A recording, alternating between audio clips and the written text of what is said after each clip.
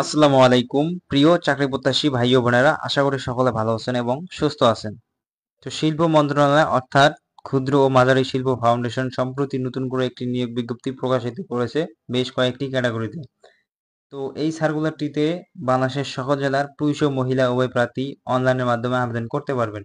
তো এই সার্কুলারটি হচ্ছে সম্প্রতি একদম নতুন সার্কুলার এবং এটি হচ্ছে সম্পূর্ণ সরকারি সার্কুলার।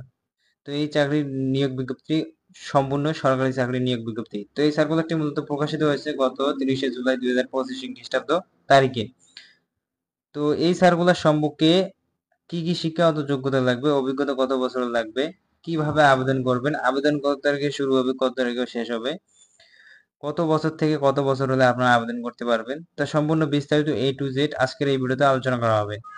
তো যারা যারা এখন পর্যন্ত আমাদের এই ভিডিওতে লাইক দেন নাই, অবশ্যই একটা লাইক দিবেন এবং চ্যানেলটি সাবস্ক্রাইব করা না থাকলে অবশ্যই সাবস্ক্রাইব করে পাশে থাকা নোটিফিকেশন বেল আইকনটি অল প্রেস করে রাখবেন। পরবর্তী ভিডিও নোটিফিকেশন আপনারা সবার আগে ইউটিউবে পেয়ে যাবেন। আমরা নিত্য নতুন চাকরির নিয়োগ বিজ্ঞপ্তি সম্পর্কে আপডেট দিয়ে থাকি আমাদের ইউটিউব চ্যানেলে বেরিয়ে যাবে এক্সপ্লেনে। তো ভিউয়ার্স, চলে যাই মূল ভিডিওতে। যে সর্বশেষ যে পদের কথা বলা হয়েছে 15 নাম্বার, জুনিয়র অফিসার সাধারণ। তো এখানে পদের সংখ্যা রয়েছে 6 জন। তো শিক্ষাগত যোগ্যতা লাগবে কোনো স্বীকৃত বিশ্ববিদ্যালয় হতে মাস্টার্স ও সমান ডিগ্রি, তবে কারিগরি ইঞ্জিনিয়ার ডিগ্রিধারী প্রার্থীদের ক্ষেত্রে বিএসসি সমমান ডিগ্রি এবং কমপক্ষে 2টি প্রথম বিভাগ শ্রেণী সমমানের সিজিপিএ সহ সকল পরীক্ষার ন্যূনতম দ্বিতীয় বিভাগে শ্রেণী তৃতীয় বিভাগ শ্রেণী গ্রহণযোগ্য নয় থাকতে হবে। তো বয়স হচ্ছে সর্বোচ্চ 32 বছর। অবশ্যই আপনাকে 32 বছরের মধ্যে হতে হবে। তার পাশাপাশি কম্পিউটার আপনার ধারণা থাকতে হবে এবং অভিজ্ঞতা থাকতে হবে।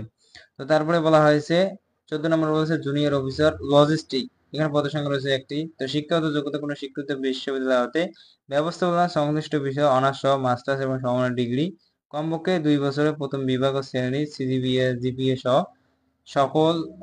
সকল পরীক্ষার ন্যূনতম দ্বিতীয় বিভাগ শ্রেণী তৃতীয় বিভাগ শ্রেণী গ্রহণযোগ্য নয় থাকতে হবে। এটা বয়স হচ্ছে সর্বোচ্চ 32 বছর। অবশ্যই আপনাকে কম্পিউটার বিষয়ে অভিজ্ঞ হতে হবে। তো তারপরে বলা হচ্ছে জুনিয়র অফিসার। তো এখানে অ্যাকাউন্টস অ্যান্ড অডিট। তো এখানে পদের সংখ্যা রয়েছে একটি। তো এখানে কোনো বিশ্ববিদ্যালয় হতে হিসেব বিজ্ঞান বিষয়ে অনার্স সহ মাস্টার্স বা সমান ডিগ্রি, কমপক্ষে দুটি প্রথম বিভাগ ও শ্রেণী সমমান থাকতে হবে। তারপরে বলা হয়েছে জুনিয়র অফিসার আইসিটি। এখানে পদের সংখ্যা রয়েছে একটি। শিক্ষাগত যোগ্যতা কোনো স্বীকৃত বিশ্ববিদ্যালয় হতে computer science, computer engineering, software engineering, information technology সংশ্লিষ্ট ইঞ্জিনিয়ার বিষয়ে বিএসসি ডিগ্রি এবং কমপক্ষে 2টি প্রথম বিভাগ শ্রেণী সমমান জিপিও সিজিপিএ সহ সকল পরীক্ষার ন্যূনতম দ্বিতীয় বিভাগ থাকতে হবে। তো তারপরে বলা হয়েছে জুনিয়র অফিসার অডিও ভিজুয়াল। এখানে পদের সংখ্যা রয়েছে একটি। শিক্ষাগত যোগ্যতা কোনো বিশ্ববিদ্যালয় হতে photography, multimedia and creative technology, film and video production, television and film studies সংশ্লিষ্ট বিষয়ে অনার্স সহ মাস্টার্স ও সমান ডিগ্রি, কমপক্ষে 2টি প্রথম বিভাগ থাকতে হবে। তো তার পাশাপাশি তো কম্পিউটার বেসিক ধারণা এবং ভালো অভিজ্ঞ হতে হবে, না হলে আপনারা এই সার্কুলারটিতে আবেদন করতে পারবেন না। তো তারপরে 10 নম্বরে বলা হচ্ছে সহকারী ব্যবস্থাপক। এখানে পদ সংখ্যা রয়েছে 3টি। তো এটা হচ্ছে সাধারণ। তো শিক্ষাগত যোগ্যতা হচ্ছে কোনো বিশ্ববিদ্যালয় হতে মাস্টার্স বা সমমান ডিগ্রি, তবে কারিগরি ইঞ্জিনিয়ার ডিগ্রিধারী প্রার্থীদের ক্ষেত্রে বিএসসি সমমান ডিগ্রি এবং কমপক্ষে 2টি প্রথম বিভাগ শ্রেণী সমমান থাকতে হবে, তাহলে আপনারা আবেদন করতে পারবেন। তো তারপরে বলা হয়েছে বয়স হচ্ছে সর্বোচ্চ 32 বছর মধ্যে। অবশ্যই আপনাকে কম্পিউটার বিষয়ে ভালো অভিজ্ঞ হতে হবে। তারপরে 9 নম্বরে বলা আছে সহকারী ব্যবস্থাপক মানব সম্পদ। এখানে পদের সংখ্যা রয়েছে একটি। কোনো স্বীকৃত বিশ্ববিদ্যালয়তে HRM অর্থনীতি ফাইন্যান্স সংশ্লিষ্ট বিষয়ে অনার্স সহ মাস্টার সহ ডিগ্রি এবং কমপক্ষে 2টি প্রথম বিভাগ থাকতে হবে, তাহলে আপনারা আবেদন করতে পারবেন। 8 নম্বরে বলা আছে সহকারী ব্যবস্থাপক ক্রেডিট অ্যান্ড ফাইন্যান্স। এখানে পদের সংখ্যা রয়েছে একটি। শিক্ষাগত যোগ্যতা কোনো স্বীকৃত বিশ্ববিদ্যালয়তে ব্যাংকিং, ফাইন্যান্স, অর্থনীতি সংশ্লিষ্ট বিষয়ে অনার্স সহ মাস্টার্স এবং এমবিএ ডিগ্রি এবং কমপক্ষে 2টি প্রথম বিভাগ শ্রেণী সমান থাকতে হবে, তাহলে আপনারা আবেদন করতে পারবেন। তো 7 নম্বরে বলেছে সহকারী ব্যবস্থাপক অ্যাকাউন্টস অ্যান্ড অডিট। তো এখানে পদের সংখ্যা রয়েছে একটি। তো শিক্ষাগত যোগ্যতা কোনো শিক্ষিত বিশ্ববিদ্যালয়তে হিসেব বিজ্ঞান বিষয়ে অনার্স সহ মাস্টার্স বা সমান ডিগ্রি, কমপক্ষে 2টি প্রথম বিভাগ থাকতে হবে, তাহলে আপনারা আবেদন করতে পারবেন। তো 6 নম্বরে বলেছে সহকারী ব্যবস্থাপক টেক্সটাইল ইঞ্জিনিয়ারিং। এখানে পদের সংখ্যা রয়েছে একটি। শিক্ষাগত যোগ্যতা কোনো স্বীকৃত বিশ্ববিদ্যালয় হতে কলেজ হতে টেক্সটাইল ইঞ্জিনিয়ারিং বিষয়ে বিএসসি ডিগ্রি এবং কমপক্ষে 2টি প্রথম বিভাগ শ্রেণী বা সমমানের জিপিএ সহ থাকতে হবে, তাহলে আপনারা আবেদন করতে পারবেন। তো তারপরে বলা হয়েছে বয়স সর্বোচ্চ 32 বছরের মধ্যে হতে হবে এবং কম্পিউটারে Microsoft office software, MS word, excel, power point সহ ইটিসি সহ কম্পিউটার ব্যবহার দক্ষতা থাকতে হবে। অবশ্যই আপনাকে কম্পিউটার বিষয়ে অভিজ্ঞ হতে হবে। তো তারপরে বলা আছে উপব্যবস্থাপক মানব সম্পদ, এখানে পদের সংখ্যা রয়েছে একটি। শিক্ষাগত যোগ্যতা এইচআরএম, অর্থনীতি, ফাইন্যান্স সংশ্লিষ্ট বিষয়ে অনার্স সহ মাস্টার সমান ডিগ্রি কমপক্ষে 2টি প্রথম বিভাগ থাকতে হবে। তারপরে বলা হয়েছে 4 নম্বরে বলা হয়েছে উপব্যবস্থাপক প্রকল্প, এখানে পদের সংখ্যা রয়েছে একটি। শিক্ষাগত যোগ্যতা কোনো স্বীকৃত বিশ্ববিদ্যালয়তে প্রজেক্ট ম্যানেজমেন্ট সংশ্লিষ্ট বিষয়ে অনার্স সহ মাস্টার্স বা সমমান ডিগ্রি এবং কমপক্ষে 2টি প্রথম বিভাগ শ্রেণী সমমানে জিপিএ সিজিপিএ সহ সকল পরীক্ষার ন্যূনতম দ্বিতীয় বিভাগ গ্রহণযোগ্য নয়। তো অভিজ্ঞতার কথা বলা হয়েছে এসএমই উন্নয়নে অভিজ্ঞ সম্পূর্ণ ও স্বনামধন্য সরকারি ও বেসরকারি প্রতিষ্ঠানে প্রথম শ্রেণী পদে কমপক্ষে 4 বছরের চাকরি অভিজ্ঞতা থাকতে হবে। তো এখানে বয়সের ক্ষেত্রে বলা হয়েছে সর্বোচ্চ 35 বছর।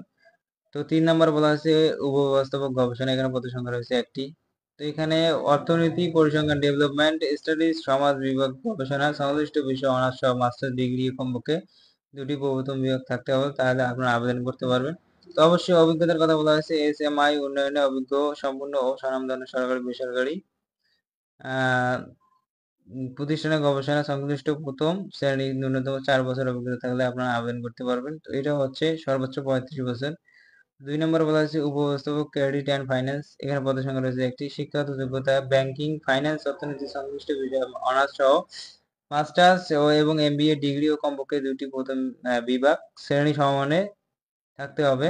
তো অভিজ্ঞতার কথা বলা হচ্ছে এসএমআই উন্নয়নে, তো এখানেও 4 বছরের অভিজ্ঞতা থাকবে। তো বয়স সীমার কথা বলা হয়েছে সর্বোচ্চ 35 বছর। তো সর্বশেষ 1 নম্বর যে পদের কথা বলা হয়েছে উপব্যবস্থাপক ইলেকট্রনিক্যাল ইঞ্জিনিয়ারিং, এখানে পদের সংখ্যা রয়েছে একটি। শিক্ষাগত যোগ্যতা ইলেকট্রিক্যাল ইঞ্জিনিয়ারিং বিষয়ে বিএসসি ডিগ্রি এবং কমপক্ষে 2টি প্রথম বিভাগ সমানের সিজিপিএ সহ সকল পরীক্ষার ন্যূনতম দ্বিতীয় বিভাগ গ্রহণযোগ্য নয়। তো অভিজ্ঞতার কথা বলা হয়েছে এখানেও ওই 4 বছর অভিজ্ঞতা লাগবে। তো বয়স হচ্ছে সর্বোচ্চ 35 বছর আর কম্পিউটার বিষয়ে আপনাদের ভালো অভিজ্ঞতা থাকতে হবে। তো ভিউয়ার্স, এখন আসি মূল কথায়, কিভাবে আবেদন করবেন এবং আবেদন কত তারিখে শুরু হবে আর কি কি সুযোগ সুবিধা পাবেন।